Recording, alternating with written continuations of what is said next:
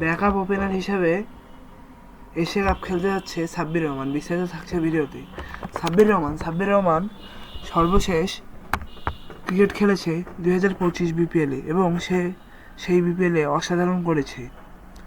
সবাই তো মনে করেছিল যে 2025 বিপিএলের পরেই বাংলাদেশের যে প্রথম সিরিজ যে দলের সাথে রয়েছে সেই দলের সাথেই সাব্বির রহমান দলে সুযোগ পাবে।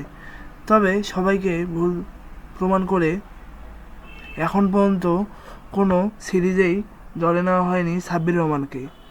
তবে এবার শোনা যাচ্ছে যে টি-20 এশিয়া কাপের আগেই বাংলাদেশের ব্যাকআপ ওপেনার হিসেবে এশিয়া কাপ খেলতে যাচ্ছে সাব্বির রহমান। বাংলাদেশের বর্তমান দুইজন অনেক অসাধারণ ওপেনার রয়েছে। একজন হচ্ছে পারভেজ ইমন এবং আরেকজন হচ্ছে তানজিদ হাসান তামিম। তারা দুজন অসাধারণ ফর্মে রয়েছে, কিন্তু তাদের ব্যাকআপ ওপেনার নেই এশিয়া কাপে।